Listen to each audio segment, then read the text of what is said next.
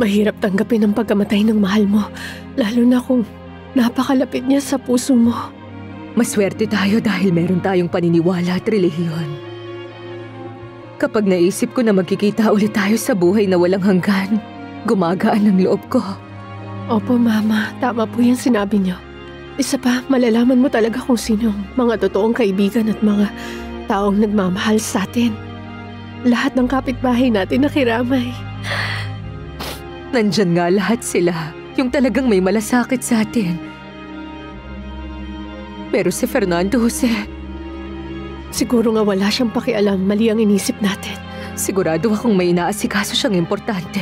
Ano pang mas mahalaga sa pagkamatay ng tito niya, ng papa ko? At bukod pa sa bagay na yun, Mama, nakita mo si Alex, hindi siya umalis buong gabi. Senyorita, nandito kahapon si Senyorita Fernando Jose. Pinasyal niya kaming lahat. Maghapon kami nasa labas kasama ang bata. Ah, talaga? Ako ba ang hinahanap niya? Opo, sinabi kong umalis kayo kasama si Senyor Anibal. At gulat na gulat siya. Hindi ka ba nag-iisip, ha? Sino nagsabi sa'yong pwede kang makialam sa mga ginagawa ko, ha? Sino nagbigay sa'yo ng karapatan na sabihin na kapag lumalabas ako o kung sino kasama ko, sabihin mo nga? Siguraduhin mong hindi mo na uulitin ang ginawa mong to. Kung hindi, makakaalis ka na dito sa bahay. Opo, senyorita. Pasensya na po kayo. Tingnan niyo po si Erica, sobrang ganda niya. Oo, sobrang ganda nga. Ay, sobrang gandang bata. Halika nga. Handa ka na bang sumamang mamasyal sa mama mo? Sino nagsabing sa'yo isasama ko siya? Oo, aalis ako pero hindi ko isasama ang batang yan. Walang ginawang batang yan kundi umiyak at mga istorbo. Dalhin mo siya sa kwarto niya. Pero ayaw niyang nasa kwarto Basta lang. sumunod ka na lang. Kung hindi, sesesantihin kita kaagad.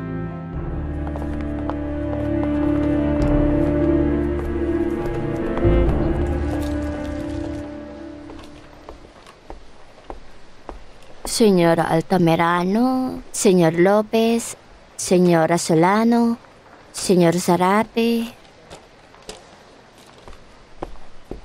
Wala na bang ibang resulta? Opo, pero huwag kayong mag-alala. Ayusin ko lahat.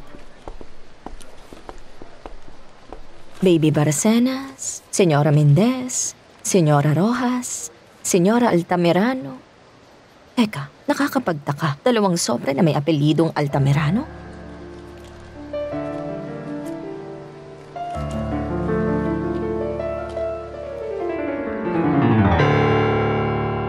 Ang ganda ng damit na ito, hindi ba?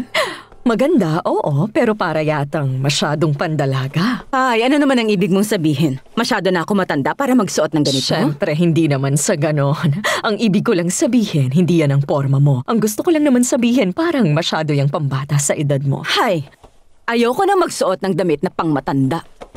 Siya nga pala, sa tingin ko hindi rin ito ang tamang pagkakataon para suotin mo ang mga ganyang klase ng damit na yon. Nagluluksa ka, di ba? Tama. Nagluluksa ako. Balita ko, hindi ka pumunta sa burol o sa sementeryo. Para ibaba ang sarili ko? Sa pakikihalubilo sa mga patay gutom na yon? Sa mga walang kwenta? Hindi. Salamat na lang.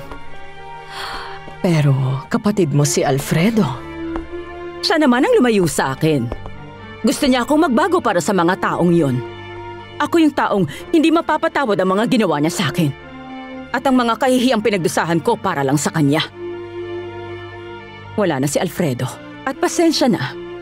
Dahil ganun talaga ang buhay. Huwag kang mag-alala, normal lang nakabahan ka sa unang araw ng trabaho. Kailangan mo lang pagtuunan ng pansin ang lahat. Halimbawa, may 2 sobre kay Señora Altamirano. Una, ilalagay ko ang kay Señora Fedra Altamirano sa kaliwa at itong kay Señora Rosalinda ilalagay ko dito sa kanan. Yung iba naman, alphabetical order lang. O sige, dyan ka na, may gagawin pa ako, ha? Hello? Laboratory? Okay, sige, Señora. Magandang umaga. Ako si Señora Altamirano at kukunin ko sana ang lab test results ko. Okay, Señora Altamirano. Ah, ito pala. Ito na. Bago ka dito, hindi ba? Opo, unang araw ko po dito. Mag-iingat ka sa ginagawa mo dahil maaaring magkaroon ng problema. Huwag na huwag mong paghahaluin ang mga sobre. Opo, sige, maliwanag.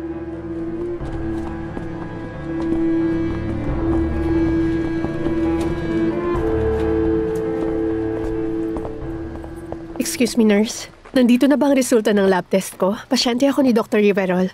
Nakapangalan kay Senyora Altamirano. Altamirano? Opo, heto po yun. Heto na po. Salamat. Nandyan ba si Dr. Riverol? Gusto ko sana siyang makausap eh. Nagka-problema kasi, kaya lahat ng appointment niya binago ang oras. Pero pwede naman sa ibang doktor kung gusto niyo. Hindi. Wag na, nurse. Tatawag na lang ako para makapag-appointment kay Dr. Riverol kasi may importante pa akong gagawin. Salamat.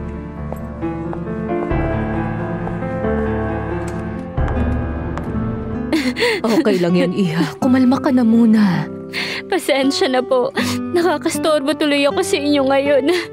Lalo na sa ganitong oras. Pag ganito yung nararamdaman ko, hinahanap ko kasi yung payo ng isang ina.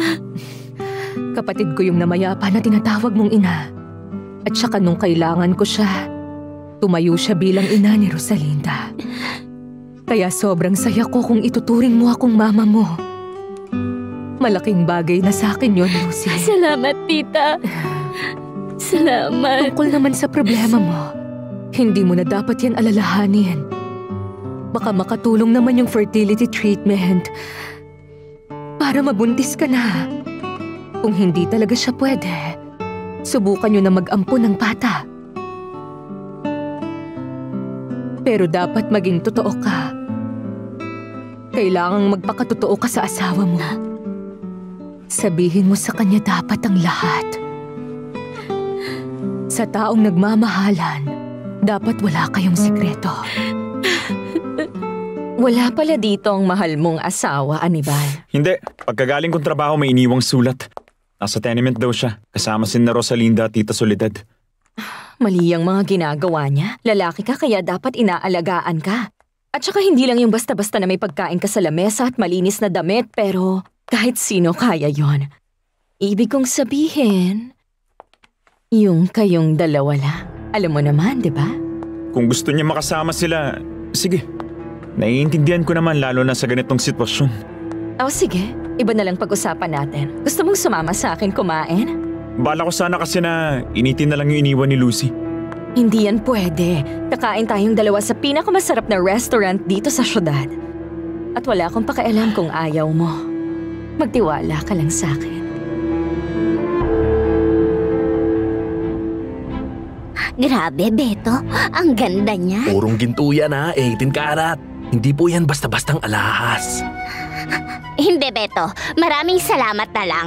Pero hindi ko tatanggapin. Hindi to tama. Bakit naman? Ayaw mo ba akong pasayahin? At saka malapit na tayo maging magkamag-anak, di ba? Pero ikaw lang naman ang nagsasabi niyan.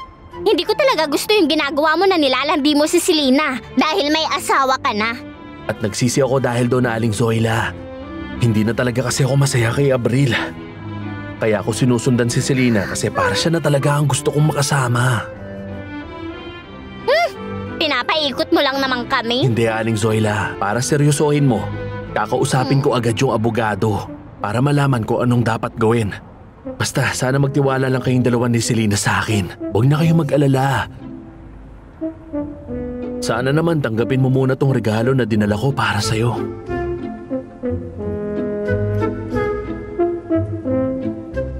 Buti na lang wala si Senyorita Fedra. Isipin mo nga, gusto niyang iwan ko yung bata doon sa loob ng kwarto at nakakulong lang doon. Hindi naman ako masama.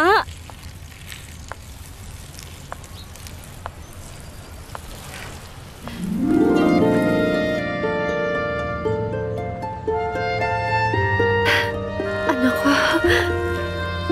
Sino ka? Ba't sumisilip ka dito? Ano kailangan mo? Tinitingnan ko lang ang anak ko. Sinong anak? Si Erica. Si Erica, anak yan ni na Senyor Fernando Jose at Senyorita Fedra. Kaya pakiusap. Umalis ka na, wala kang karapatan dito. Hindi, mali ka! Umalis ka Bitiwan na, mo ako! pakiusap. Ano ba? Bitiwan mo ako! Kayo yung mali. Lumayo ka na sa bahay na to o tatawag ako ng pulis. Hindi ako aalis! Senyora Rosalinda! Alcira. Rosalinda!